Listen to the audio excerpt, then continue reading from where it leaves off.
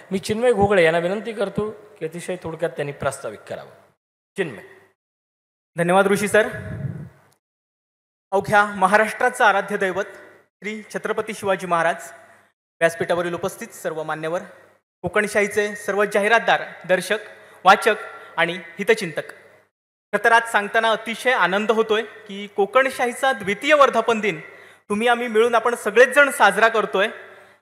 2 वर्षापूर्वी विजयादशमीच्या शुभमुहूर्तावर कोकणशाही नावाचं एक छोटंसं रोपटं आम्ही कुडाळ शहरात अर्थात आपल्या कोकणात रुजवलं होतं आणि ते रोपटं आता हळूहळू आकार घेऊ लागलंय. अर्थात तुम्हा सर्वांचं प्रेम त्याला वेळोवेळी मिळत राहिले आणि म्हणूनच आज हे शक्य झालंय. खरं सांगायचं तर मी, साईनाथ आणि हेदळकर सर 3 दिशेची 3 टोकं होतो आणि एका वळणावर आम्ही एकत्र आलो आणि कोकणशाहीचा जन्म झाला. कोकणशाहीचा प्रवास जेवढा रंजक आहे, जेवढा खडतर आहे ना, अगदी साईनाथ गावकर यांचा प्रवास देखील तेवढाच खडतर आहे.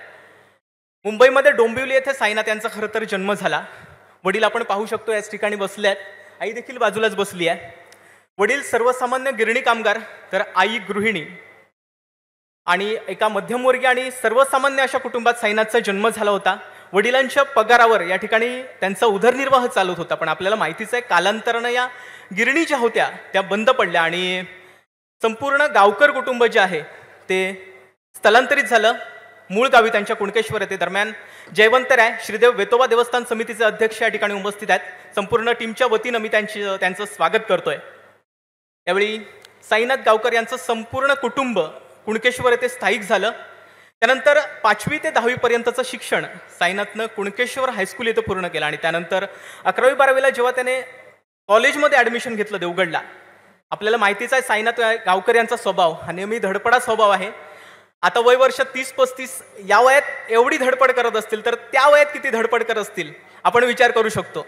अगदी हाच धडपडा स्वभाव त्यावेळी प्रशांत वाडेकर जे तरुण भारतचे देवगडचे तालुका त्या ठिकाणी इन्चार्ज होते, त्यांनी पाहिला त्यांचा स्वभाव आणि त्यांना ऑफर केली की बाबा काम करशील का तरुण भारतसाठी, कुणकेश्वर वार्ताहर म्हणून.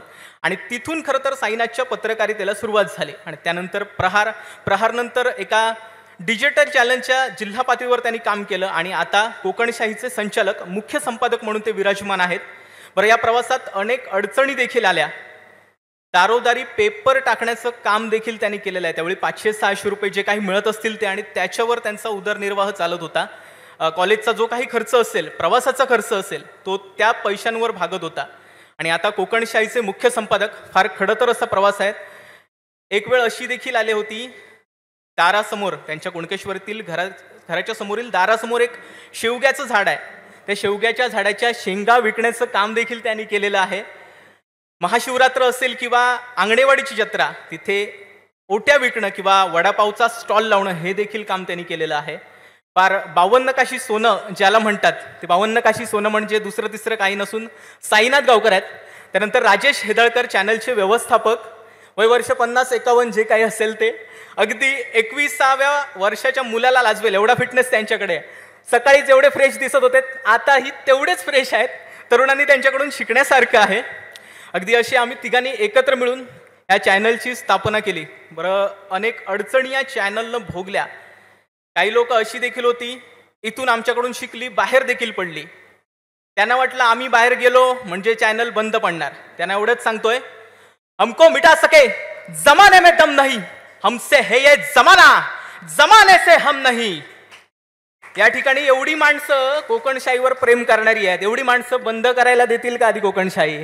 हा सगळ्यात मोठा प्रश्न आहे. आजवर अनेक संकट, अनेक अडचणी कोकणशाहीनं भोगल्यात. यापुढे ही संकट येतील, पण कोकणशाही झुकेगा नाही. अनेक अडचणी कोकणशाहीनं भोगल्यात आणि आज इथवर येऊन पोहोचलेल्या आहेत. आपल्याला माहितीच आहे, संपूर्ण सगळ्या क्षेत्रात कॉम्पिटिशन आहे, सगळ्या क्षेत्रात स्पर्धा आहे. अगदी आमच्या क्षेत्रात देखील स्पर्धा आहे, पण आम्ही कोणाशीही स्पर्धा करत नाही. दरम्यान रतनभाऊ कदम आठवले गटाचे नेते आहेत, या ठिकाणी उपस्थित आहेत. त्यांचं देखील मी शब्दसुमनांनी स्वागत करतोय. तर या ठिकाणी प्रत्येक क्षेत्रात स्पर्धा आहे. अगदी आमच्या क्षेत्रात देखील स्पर्धा आहे, पण आम्ही कधीही कोणाशी स्पर्धा करत नाही. आम्ही नेहमी कोकणच्या समृद्धीसाठी प्रयत्न करतो, कोकणच्या विकासासाठी प्रयत्न करतो. बरं, तो विकास शाश्वत असला पाहिजे याची काळजी साईनाथ आणि हेदळकर सर आपण घेणं गरजेचं आहे. आणि जेव्हा हा शाश्वत विकास आपल्या माध्यमातून होईल तेव्हा कोकणच्या मनामनावर आपण विजय मिळवलेला असेल हे देखील तेवढंच सत्य आहे. आणि जेव्हा हे शक्य होईल तेव्हा कोकणशाहीचं साम्राज्य फक्त कोकणापुरतं मर्यादित न राहता महाराष्ट्रात पोचलेलं असेल. असो, आजवर तुम्ही जेवढं प्रेम कोकणशाहीला दिलं यापुढेही असंच प्रेम राहू दे एवढी माफक अपेक्षा करतो. इथेच थांबतो. जय हिंद, जय महाराष्ट्र, जय कोकणशाही.